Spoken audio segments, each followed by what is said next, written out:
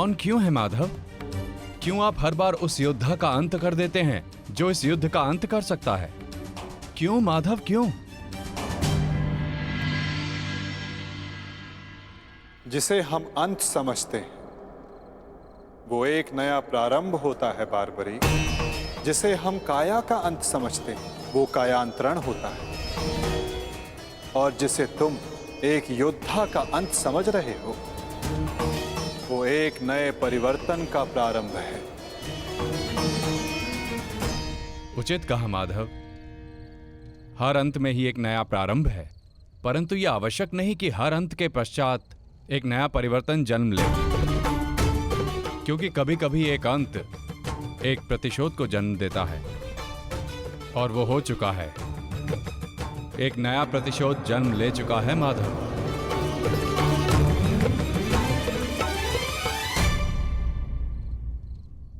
नहीं जानती थी, नहीं जानती थी मैं कि 100 पुत्रों की माता होने के गर्व के पश्चात 100 संतानों के वध का दुख भी सहना होगा।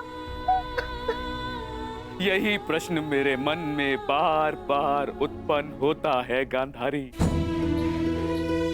जब महादेव ने तुम्हें स्वयं शतपुत्रवती बनने का वरदान दिया है तो क्यों वही एक एक करके हमारे पुत्रों को निगल रहे हैं?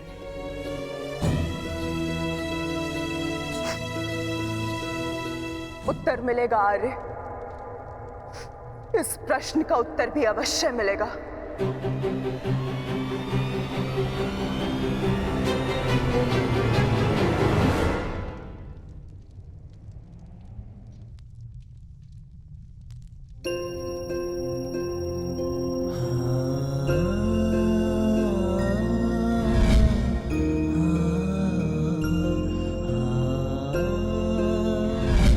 ये श्राप मुझे क्यों नहीं मिला कि मैं युद्ध में बाण चलाना भूल जाऊं?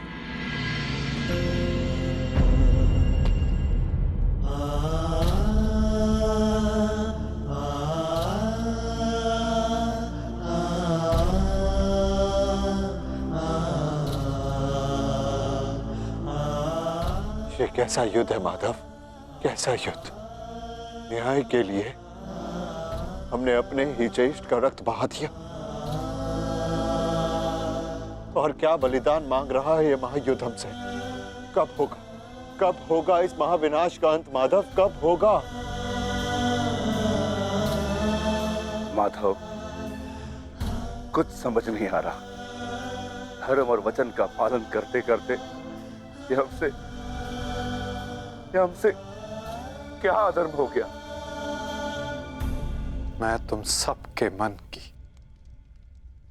इस व्याकुलता को समझ सकता हूं।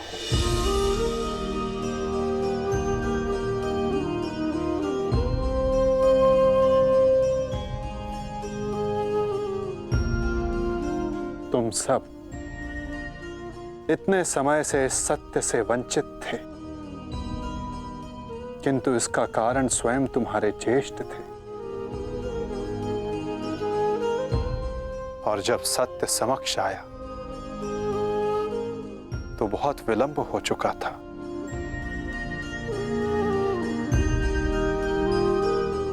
नकुल, सहदेव, ये तुम्हारा उत्तरदायित्व है कि अपने ज्येष्ठ के इस बलिदान गाथा को इस संसार में सुनाकर सदैव इस संसार के हृदय में जीवित रखो।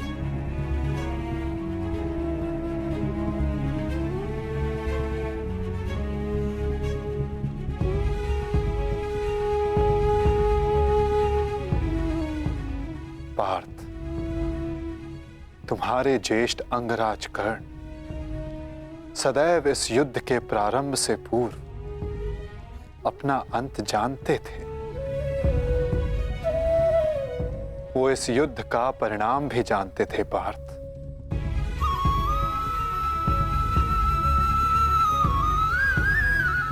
परंतु चिंता मुझे उनकी है जो देख नहीं पाते, क्योंकि जो देख नहीं पाते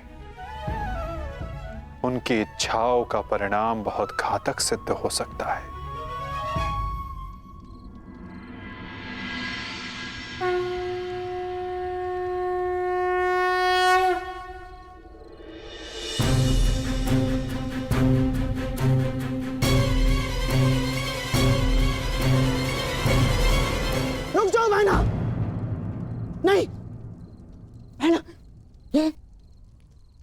ये क्या करने जा रही हो तुम? इस समय ना तो मैं आपकी बहन हूँ भ्राताश्री और ना ही हस्तिनापुर की महारानी गांधार नरेश। इस समय मैं एक माता हूँ, एक माता जिसे महादेव से उत्तर चाहिए उसके साथ हुए अन्याय का। और जब तक मुझे वो उत्तर नहीं मिल जाता, आज मुझे कोई नहीं रोक सकता। मूर्खता मत करो बहना। गांधारी, इस भांति अग्नि को आलिंगन देने से कुछ नहीं मिलेगा। इससे पूर्व मेरे आलिंगन में आने को शेष मेरा अंतिम पुत्र भी काल के गाल में समा जाए, महादेव को मेरे प्रश्न का उत्तर देना ही पड़ेगा।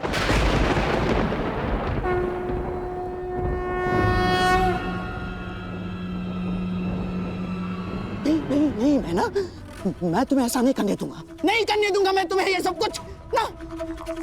आप हस्तिनापुर की महारानी को आदेश दे रहे हैं गांधार राज? देखो बहना, ईश्वर के लिए ये सब मत करो। एकांत।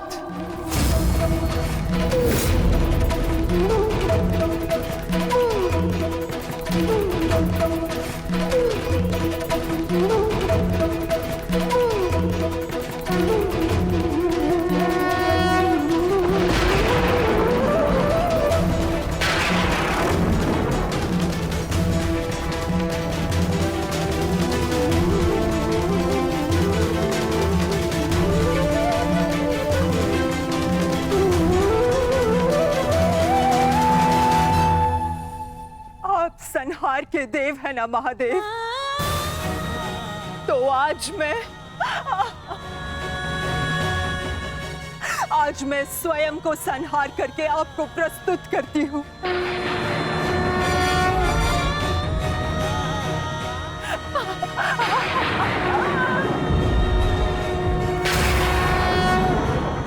आपने मुझे शतपुत्रवती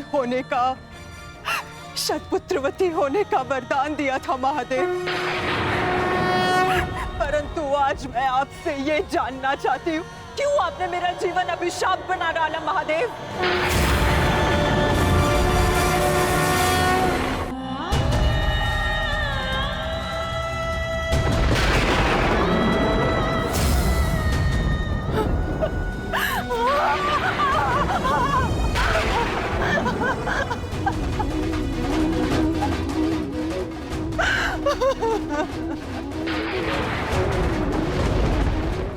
प्रकट होइए महादेव,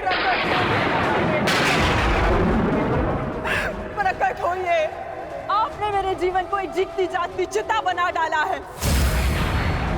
ये माता अपने पुत्रों का हंसता हुआ मुख नहीं देख पाई,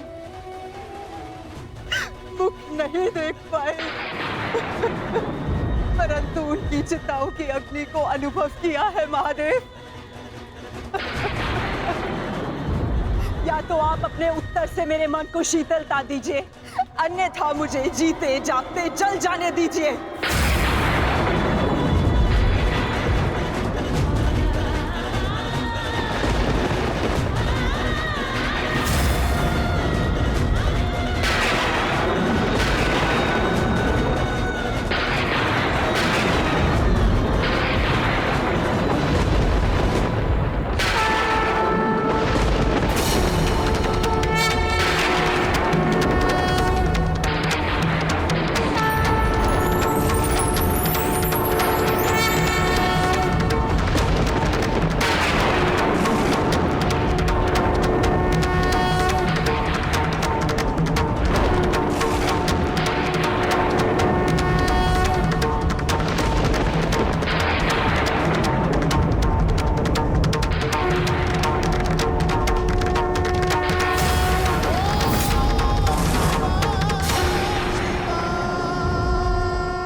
किस प्रश्न ने तुम्हें इतना विचलित कर दिया है गांधारी?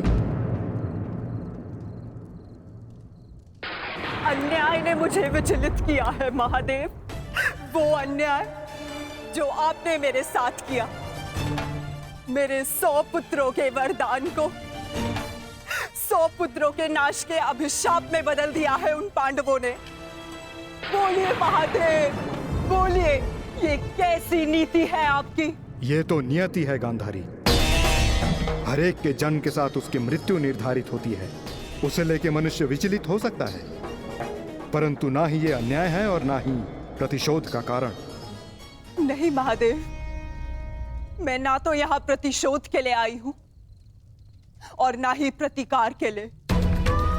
ये एक माता है जो आपके समक्ष खड़ी है, जिसके 99 पुत्रों का निर्दयता से वध कर दिया गया है। उसे केवल एक पुत्र की सुरक्षा चाहिए। मुझे दुर्योधन की मृत्यु नहीं देखनी है। आपका वरदान झूठा नहीं होना चाहिए महादेव। जिसे आपने 100 पुत्र होने का वरदान दिया, वो निसंतान नहीं मरनी चाहिए महादेव। जो हानि मेरी कोख को अब तक हुई है उसे मैं सह लूंगी, किंतु मेरा अंतिम शेष पुत्र दुर्योधन, मैं आपसे उसकी सुरक्षा मांगती हूँ महादेव। मेरे पुत्र की रक्षा कीजिए महादेव। उसे भीम के प्रहार से बचा लीजिए।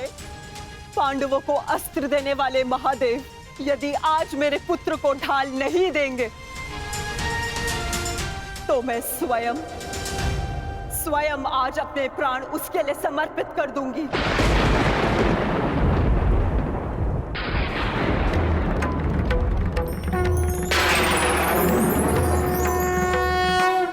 तुमने अपने पुत्र के साथ अन्याय किया है गांधारी।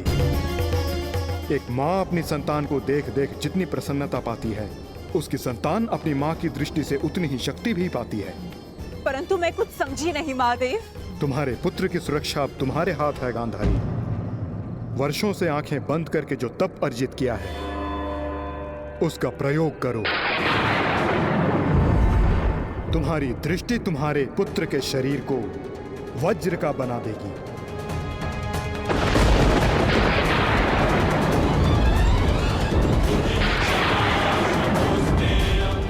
वो वज्र जिसे किसी का प्रहार नहीं तोड़ पाएगा।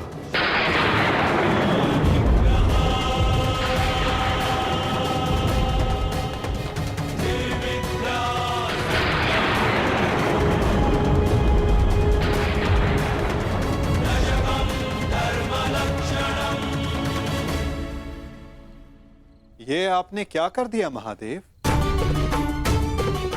आप स्वयं धर्म स्वरूप हैं महादेव। फिर धर्म स्थापना में आप बाधा कैसे बन सकते हैं? धर्म स्थापना के लिए दुर्योधन का नाश आवश्यक है महादेव, और आपने दुर्योधन को अटूट ढाल दे दी। मैंने वही किया जो परिस्थिति के अनुकूल था। परंतु नियति के लिए तो प्रतिकूल था ना भोलेनाथ। मेरा परम भक्त यदि मुझसे कुछ मांगता है तो मैं उसे मना नहीं कर सकता माधव। ये तो आप जानते हैं। मानता हूं इसके कारण बार बार आपके समक्ष समस्याएं उत्पन्न होती हैं, परंतु मुझे विश्वास है कि हर बार की भांति इस बार भी नारायण इस समस्या का हल निकाल ही लेंगे। मैं अपनी व्यवस्था से बंधा था, परंतु आप अपना कार्य पूर्ण करने के लिए स्वतंत्र हैं।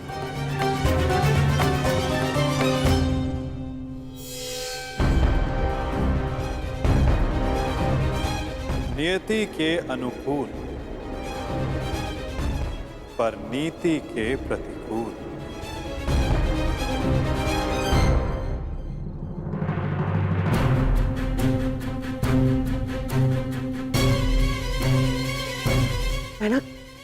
बहना क्या हुआ? महादेव ने दर्शन दिए? बहना बता। गांधारी,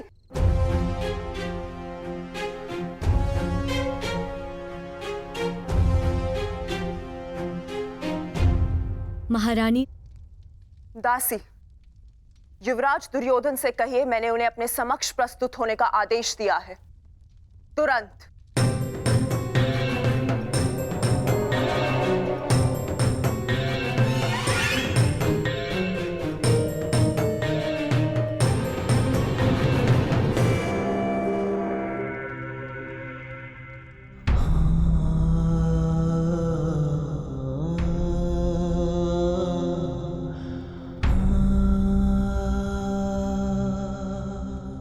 तुम्हारी मृत्यु का प्रतिकार मैं एक एक से लूंगा मित्र, और पांडवों को छोड़ूंगा नहीं। उन्हें तुम्हारे साथ किए गए अन्याय का प्रतिकार चुकाना होगा मित्र।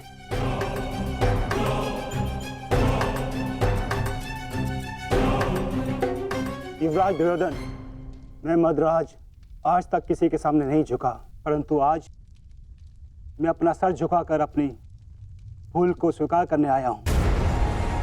मद्राज, चक्र निकालने में मेरी सहायता कीजिए। तुम भूल रहे हो अंगराज, तुम सूत पुत्र हो, तुम स्वयं अपने रथ का चक्र निकालो। मद्राज, मुझे मेरा विजय धनुष दीजिए। नहीं अंगराज, मैं तुम्हारी आज्ञा का पालन नहीं करूंगा।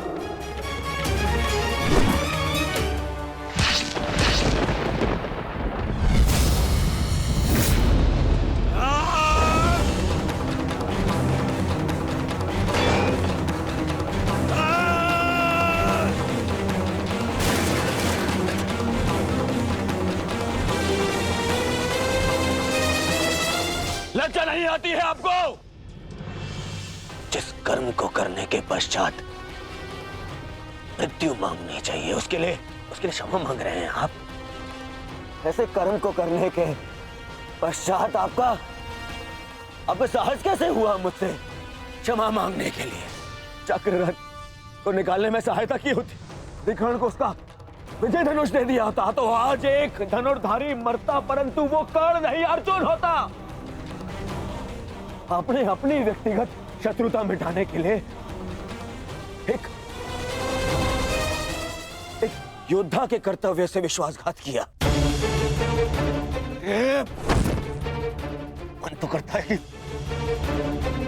कि वध कर दूं आपको।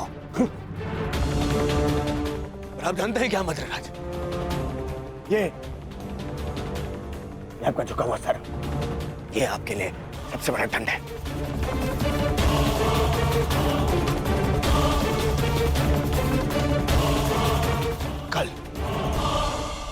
कल प्रातः काल सूर्योदय से पूर्व आप युद्ध भूमि से अस्त हो जाएंगे।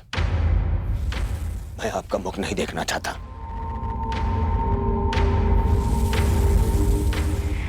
मैं कर्ण की मृत्यु का प्रतिशोध लेना चाहता हूं युवराज।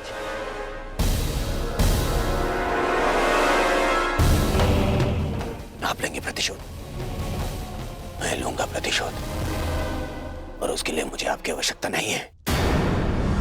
प्रतिशोध लेंगे। किंतु मुझे पश्चाताप के अवसर की आवश्यकता है युवराज। मैं आपको निराश नहीं होने दूंगा। महारथी कर्ण का सारथी बनकर जो मैं नहीं कर सका, वो मैं अब करूंगा, अपने कर्तव्य का पालन। युवराज की जय हो। महारानी ने आपको इसी समय अपने कक्ष में प्रस्तुत होने का आदेश दिया है।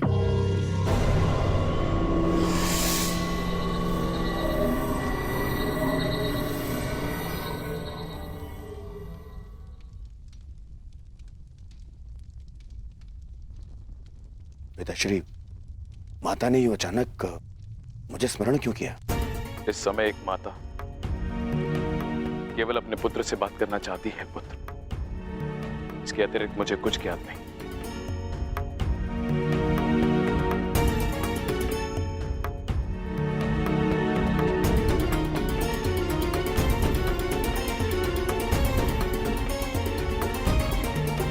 प्रणिपात माता, आपने मुझे स्मरण किया।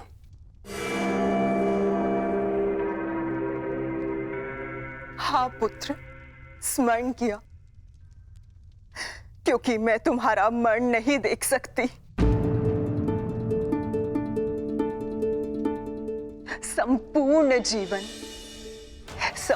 जीवन तुम्हें केवल एक ही पीड़ा थी ना, कि तुम्हारी माता ने तुम्हें एक बार भी नहीं देखा।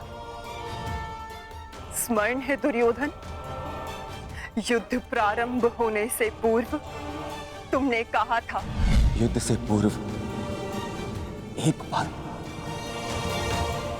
बस एक बार मुझे अपनी दृष्टि से देख लीजिए माता। आज मैं अपनी और तुम्हारी इच्छा पूर्ण करना चाहती हूँ दुर्योधन। आज मैं तुम्हें देखना चाहती हूँ पुत्र। सच माता, किंतु माता अब जो मैं करने जा रही हूं उसके पश्चात तुम युद्ध जीतो या ना जीतो, परंतु मेरी ममता हार से बच जाएगी। मैं कुछ समझा नहीं माता। अब मैं तुम्हें जो कहने जा रही हूं पुत्र, उसे ध्यानपूर्वक सुनना और आज्ञा अनुसार ही पालन करना।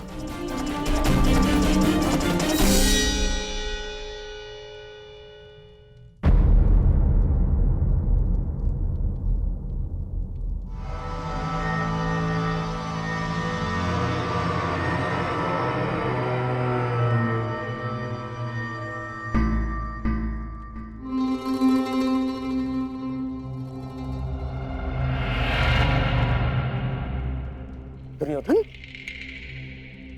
क्या हुआ? क्या कहा गांधारी ने? और उसने तुम्हें क्यों बुलाया था? गंगा स्नान के लिए जाना है मामाश्री। गंगा स्नान? किंतु क्यों दुर्योधन? देखो दुर्योधन, तुम अपने मामा को कुछ नहीं बताओगे? हैं? ये स्नान, ये क्या है सब कुछ? माता के आदेश का पालन करने के लिए किंतु परंतु नहीं पूछते मामाश्री। मैं भी तुम्हारे साथ चलता हूं।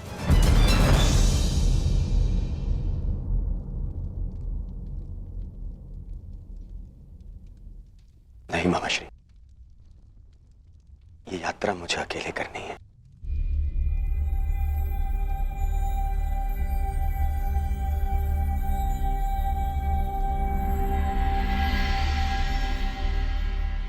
आइए आप सब भोजन ग्रहण कर लीजिए। किन हाथों से भोजन ग्रहण करें पांचाली?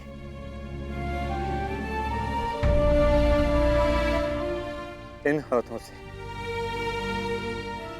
जो अपने ज्येष्ठ के रक्त से रंगे हुए हैं।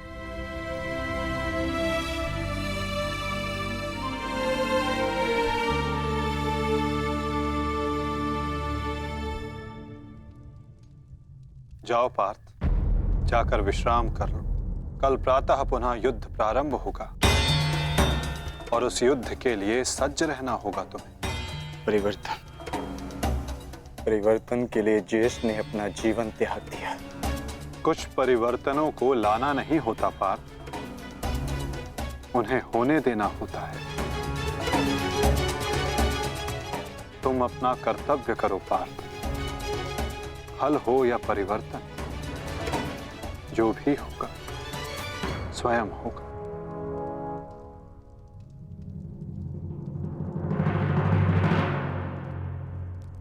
आप कहां जा रहे हैं माधव? कुछ परिवर्तन ऐसे होते हैं पार्थ, जिनमें सहायता करना धर्म होता है और कुछ ऐसे जिनमें बाधा डालना आवश्यक। मैं समझा नहीं माता। समझने की आवश्यकता भी नहीं है पार्थ।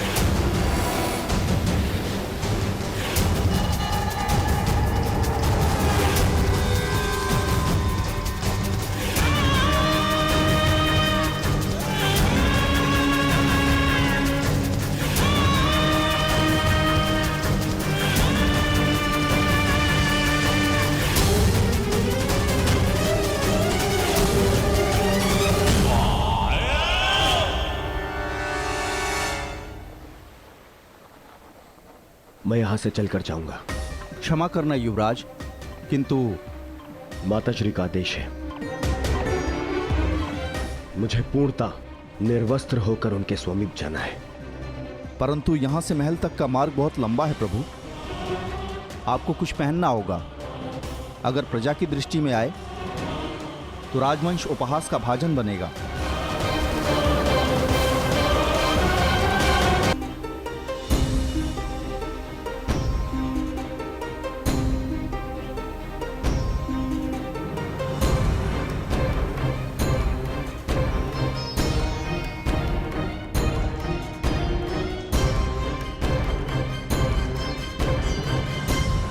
अपने पिता का आदेश नहीं मानता, बहुत बड़ा बुद्धिमान समझता है अपने आप को। क्या कहा था मैंने? बछड़े की डोर हाथ में रखना, समझता नहीं है? बहुत बुद्धिमान है तू। क्या समझाया था मैंने? क्या कहा था मैंने? क्या पूछ रहा हूँ मैं? क्या समझाया था मैंने? ये क्या कर रहे हो? क्यों इस बालक को कष्ट पहुंचा रहे हो? अब तुम कौन हो हमारे बीच में आने वाले?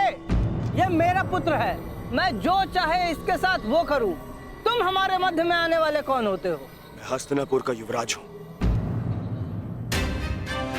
क्षमा करिए युवराज, मैंने आपको पहचाना नहीं, परंतु वास्तविकता ये है कि इसने अपने माता पिता के आदेश का पालन ही नहीं किया। मैंने इसे बताया था, बछड़े की डोर कभी हाथ से मत छोड़ना, सदैव डोर अपने हाथ में ही रखना, परंतु ये नहीं माना।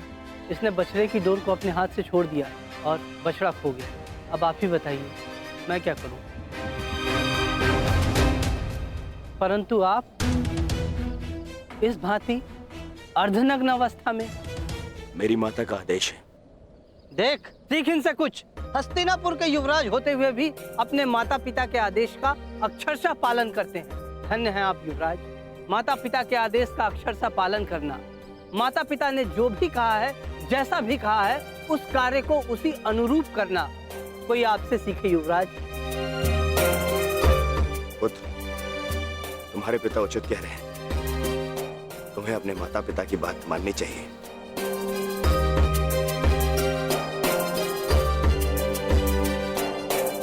माता पिता के आदेश का अक्षरशः पालन करना, माता पिता ने जो भी कहा है, जैसा भी कहा है, उस कार्य को उसी अनुरूप करना कोई आपसे सीखे युवराज।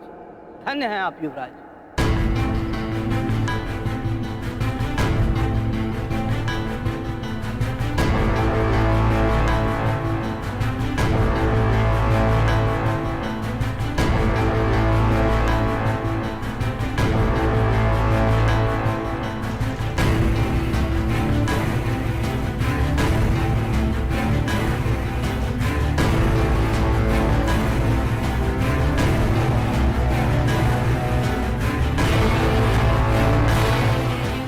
माता के आदेश का पालन कर रहे हो दुर्योधन, परंतु गंगा स्नान के पश्चात यूं वस्त्रहीन क्यों होकर आए हो? माताश्री का आदेश है मामाश्री, निर्वस्त्र होकर आना है। बुद्धिहीन हो दुर्योधन। माता के लिए तो बालक ने गर्दन से नीचे भी वस्त्र ना पहना हो तो वो नग्न कहलाता है। और शास्त्रों में भी लिखा है कि युवा होने के पश्चात एक पुत्र ने अपने माता के समक्ष और एक भाई ने अपने बहन के समक्ष निर्वस्त्र नहीं जाना चाहिए। पुत्र पौत्र वाले हो गए हो ना दुर्योधन, न जाने तुम्हें बुद्धि कब आएगी।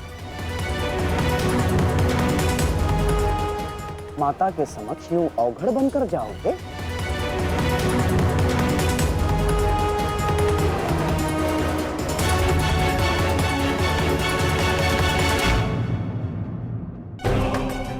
माता के समक्ष यूं अवघड़ बनकर जाओगे? रुको,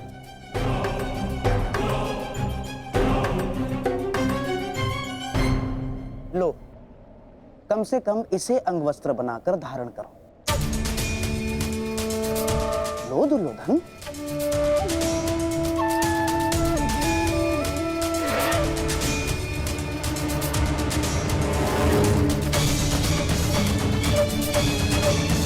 सोच क्या रहे हो दुर्योधन? देखो मेरी बात मानो, तुम्हारा इस दशा में जाना उचित नहीं होगा। ठीक है मामाश्री।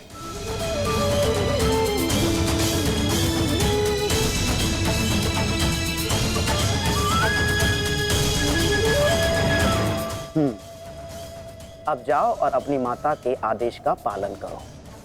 जाओ।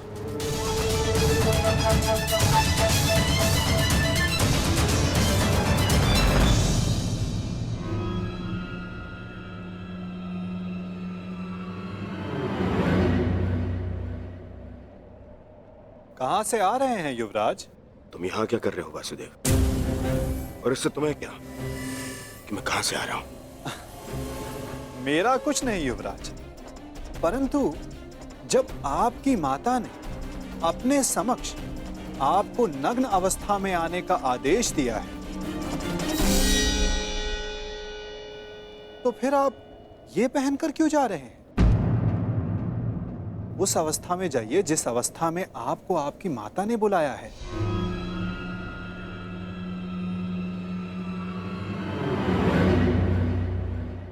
देखिए युवराज, जब माता पिता कोई आदेश दें तो बिना संकोच करे उनके आदेश का पालन करना चाहिए।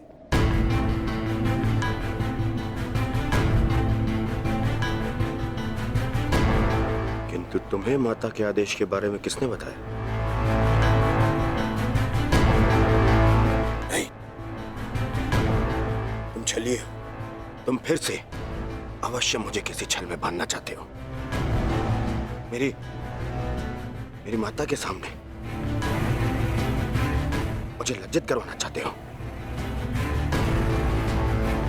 नहीं वासुदेव,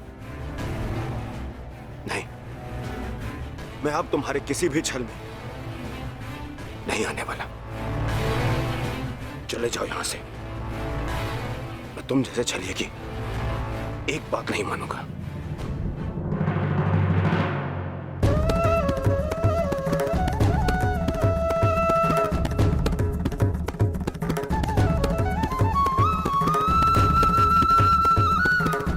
मेरी एक बात नहीं मानना चाहते दुर्योधन, परंतु बात मेरी ही मानिए।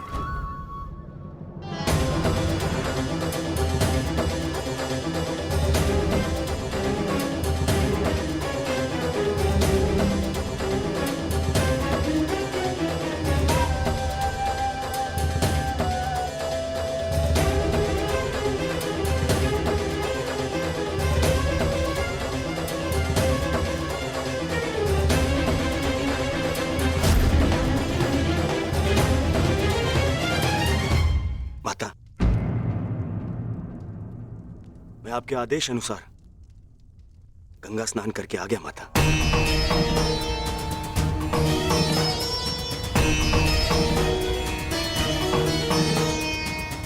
मैंने जैसे कहा था तुमने वैसे ही किया है ना पुत्र? जी माता। तो सज्ज हो जाओ पुत्र। अब मैं तुम्हारे शरीर को वज्र का बनाने जा रही हूं।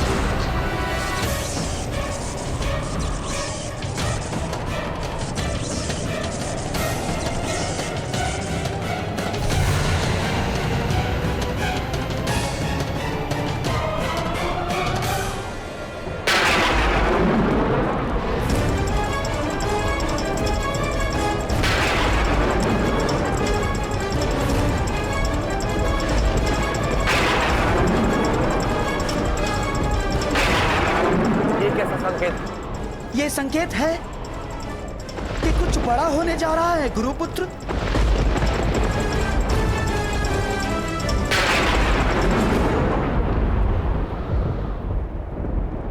ये सब क्या हो रहा है आर्य? आपके गांडीव से ये स्वर कैसा? ये स्वर गांडीव की प्रत्यंचा का नहीं है पांचाली, मेघ गर्जन का है। परंतु कुछ समय पहले तक आकाश में ऐसा कोई संकेत नहीं था।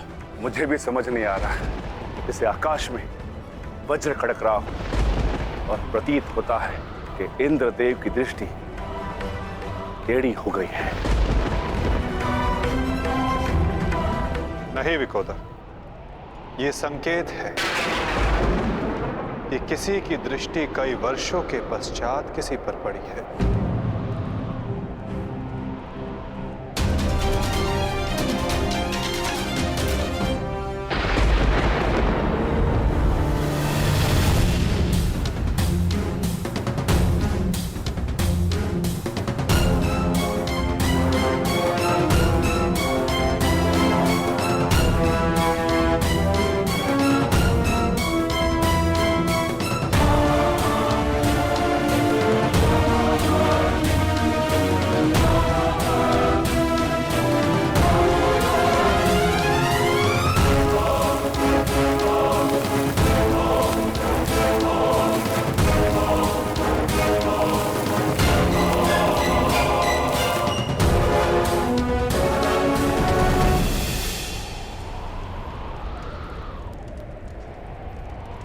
मेरा मंतव्य पूर्ण हुआ पुत्र। अब कोई तुम्हारा वध नहीं कर पाएगा। महादेव के आशीर्वाद और मेरे तप के प्रभाव से तुम्हारा संपूर्ण शरीर वज्र का हो गया है, जिसे क्षति पहुंचाना असंभव है।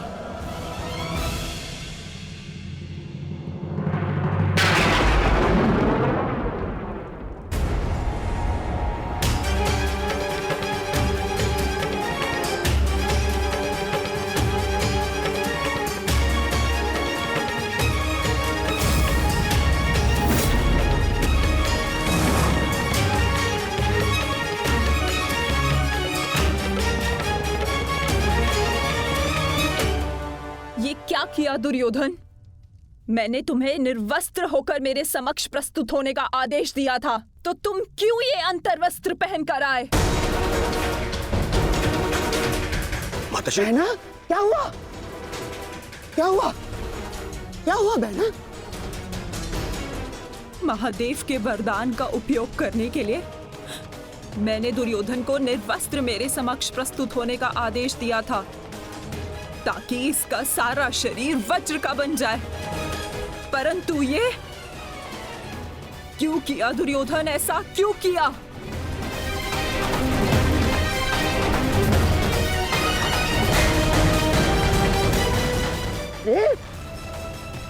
तुम कभी कभी बुद्धि का भी प्रयोग कर लिया करो।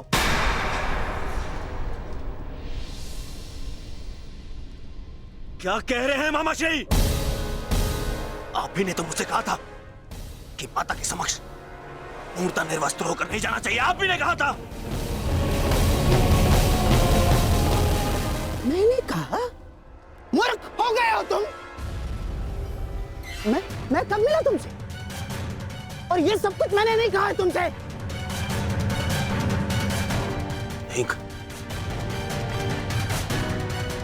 यदि आप मुझसे नहीं मिले तो वो कौन था?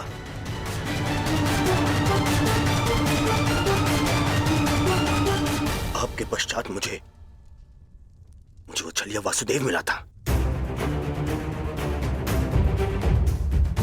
वो छलिया कृष्ण।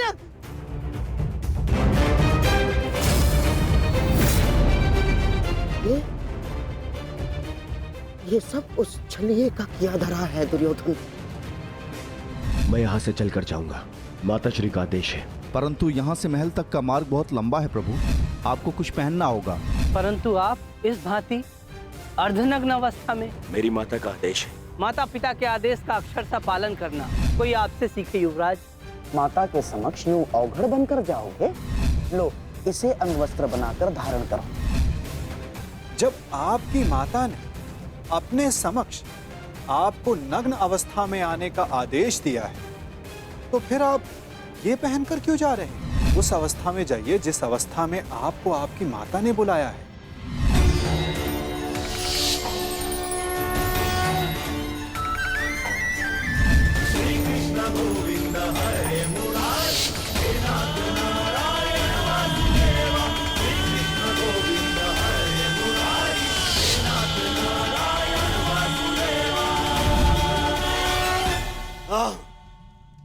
ये सब उसी के कारण हुआ है। मैं उसे नहीं छोड़ूंगा, मैं उसे जीवित नहीं छोड़ूंगा, जीवित नहीं छोड़ूंगा मैं उसे। बहना, बहना, मुझे ऐसा लगता है कि अभी भी समय शेष है। एक बार मेरे होने वाले सम्राट को पुनः देख लो। दुर्योधन, उतारो तुम्हारी ये अंतर्वस्त्र, उतारो। अरे तुम समझ सकते?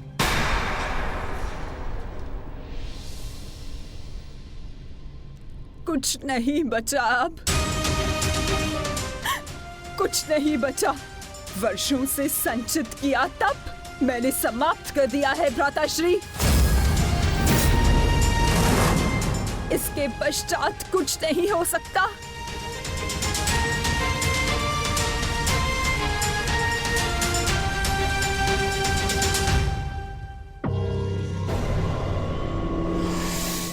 माता, मुझे क्षमा कर दीजिए, परंतु जितना आपने दिया वो पर्याप्त है माता। मेरे मित्र का प्रतिशोध लेने के लिए, उन पांडवों का अंत करने के लिए इतना भी पर्याप्त है माता। कमर से ऊपर सब कुछ वज्र का बन गया है माता, और नियम अनुसार भीम कमर से नीचे गदावार नहीं कर सकता।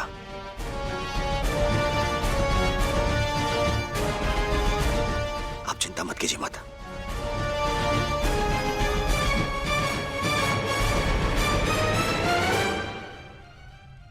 मुझे मेरे युद्ध के लिए सज्ज होना है। मुझे आज्ञा दीजिए माता। मैं वचन देता हूं कि मैं आपके इस आशीर्वाद को व्यर्थ नहीं जाने दूंगा। प्रणिपात माता। विजयी भव पुत्र, अवश्य ही तुम्हारी विजय हो।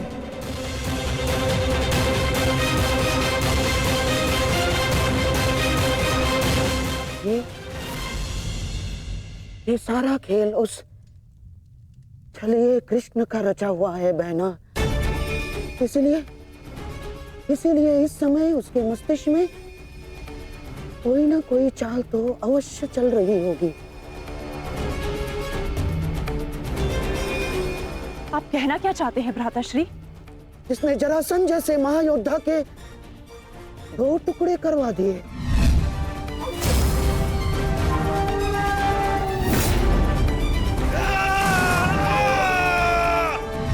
उसने महामहिम भीष्म को उस शिखंडी का सहारा लेकर शरशैया पर लिटवा दिया।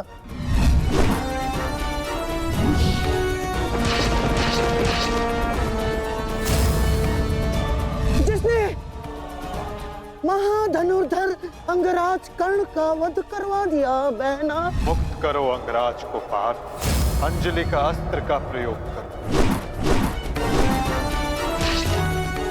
वही उद्धव, वही माधव, वही योगेश्वर, वही नटवर, वही छलिया।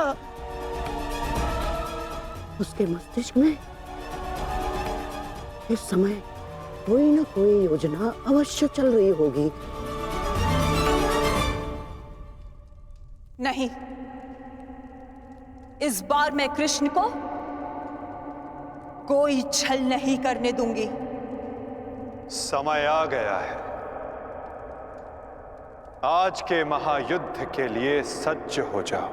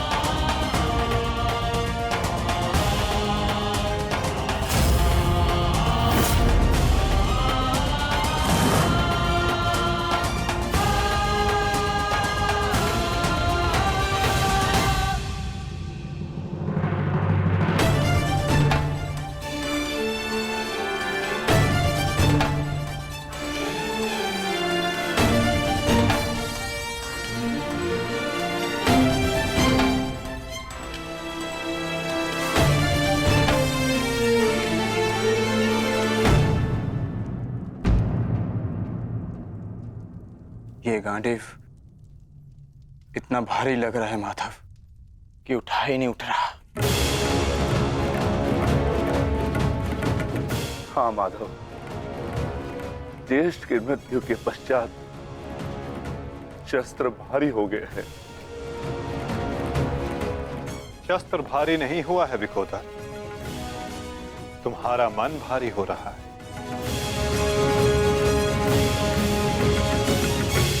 शस्त्र भारी नहीं हुआ है विकोदर, तुम्हारा मन भारी हो रहा है। मन को हल्का करो, भुजाओं में बल स्वतः आ जाएगा।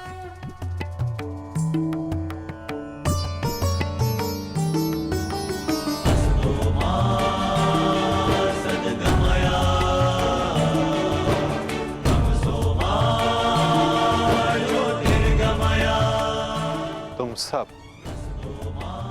अपने ज्येष्ठ कर्ण के लिए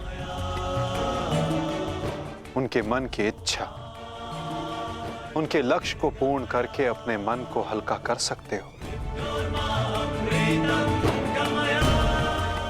कर्ण के पश्चात अब तुम सबको उसके परिवर्तन के लिए ये युद्ध करना होगा।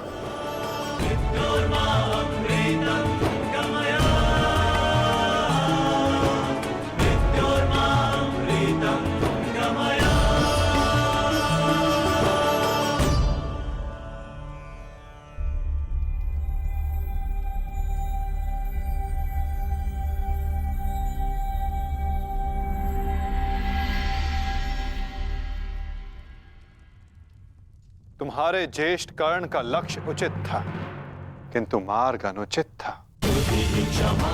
इसलिए वो पूर्ण ना हो सका। और तुम सबका मार्ग धर्मपथ है, सत्य है, परंतु तुम सबका लक्ष्य अनुचित था, प्रतिशोध।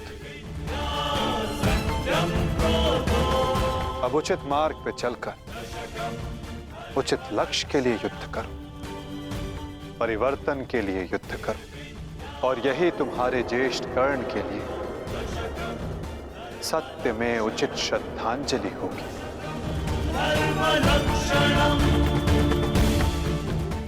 और परिवर्तन तब तक नहीं आ सकेगा जब तक दुर्योधन जीवित है।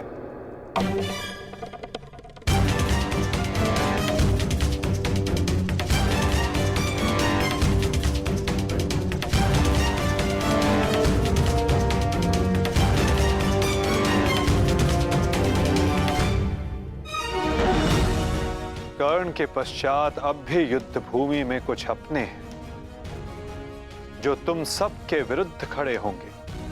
कर्ण का शरीर भले ही नष्ट हो गया, परंतु कर्ण की आत्मा, कर्ण की सोच अभी भी जीवित है, और ये सोच बहुत कुछ जीवित कर देती है।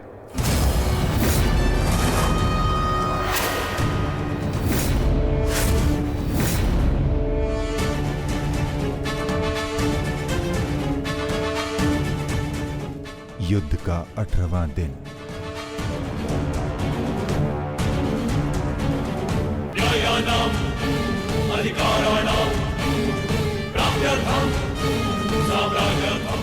कर्ण उस दीपक की भांति है जो बुझने से पूर्व दूसरे दीपक को प्रकाश दे जाता है और फिर उस प्रकाश में लौट कर आता है।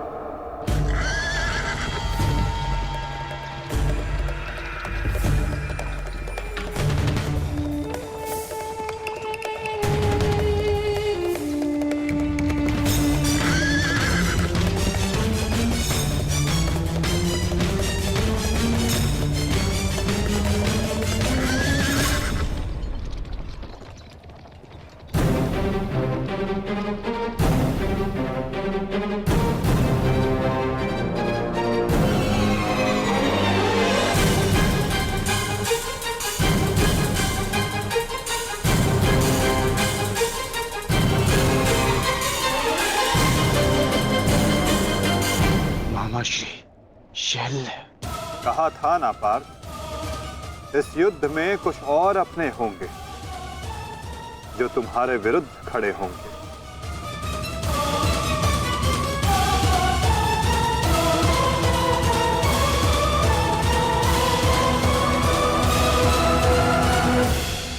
मैं जानता हूं मैं अंगराज नहीं बन सकता, परंतु मद्राज की साहस का दर्शन अवश्य होगा। मैं वचन देता हूं, जो मैं सारथी बन के नहीं कर पाया वो अब मैं अपने रथी के रथ पर आरूढ़ होकर अवश्य करूंगा। ये मेरा वचन है। मैं वचन देता हूं कि आज का दिन सदा स्मरण रखा जाएगा।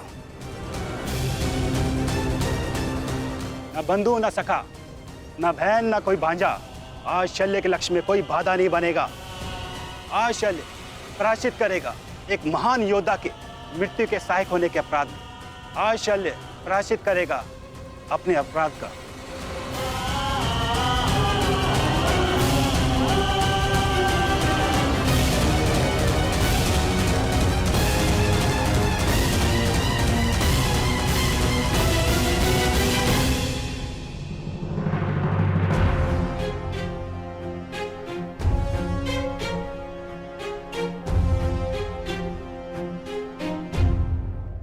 यदि ऐसा है तो आज साथ मिलकर लड़ेंगे शैल्य। आओ मेरे साथ मिलकर मेरे मित्र का प्रतिशोध लो। सर सेनापति शैल्य। सेनापति शल्य की, सेनापति शल्य की, सेनापति शल्य की।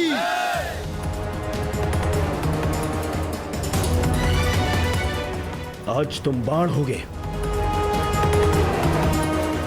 और मैं ढाल।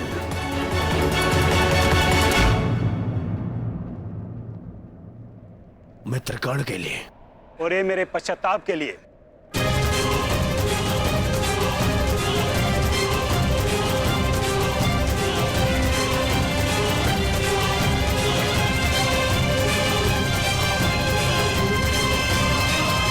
आक्रमण!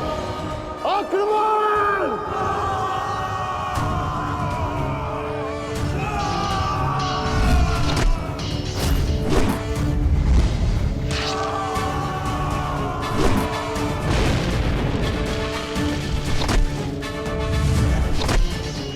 हे महारथी कर्ण के नाम,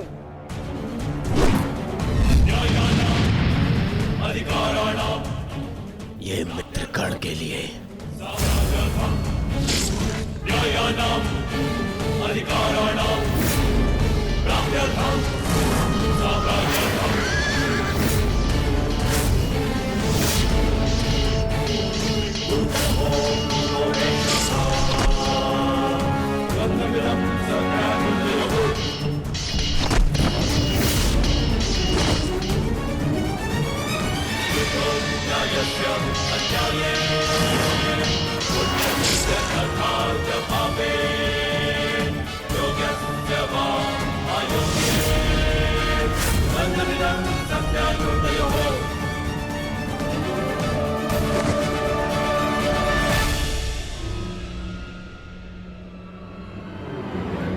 क्यों पार्थ, क्या कर पाओगे मद्रराज शैल्य के बल का सामना? रथ को मदर राज और दुर्योधन की ओर ले चलिए माधव।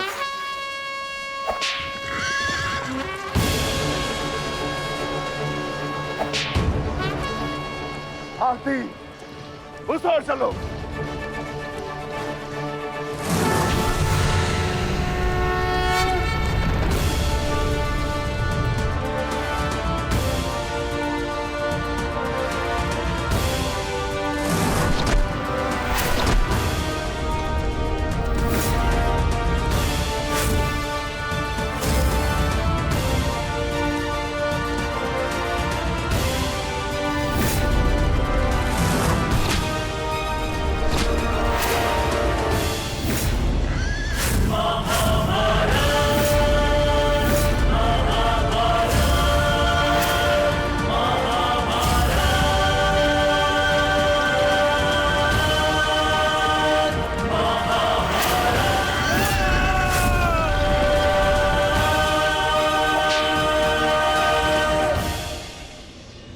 शत्रु पे प्रहार करने पूर्व उसका बल और कौशल दोनों आंख लेना चाहिए। मूर्ख!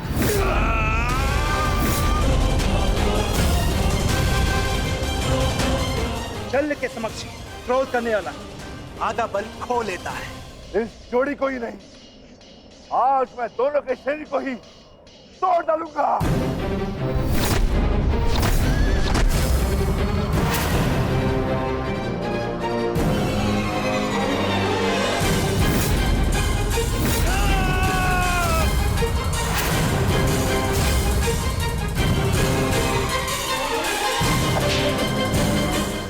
निर्बल को हराकर कोई महायोद्धा नहीं हो जाता है मामा श्री शल्य। यदि साहस है तो मुझसे द्वंद्व कीजिए। भांजा कुछ मांगे तो मामा को दे देना चाहिए, ये उसका कर्तव्य है। वो लाड भी जैसे तुम्हारी इच्छा अर्जुन।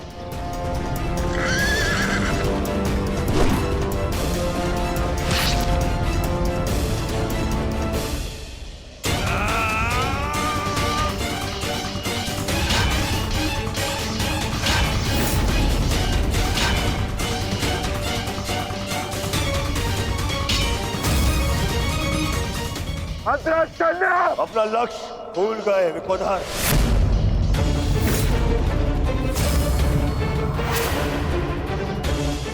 मेरे 99 भाइयों के पश्चात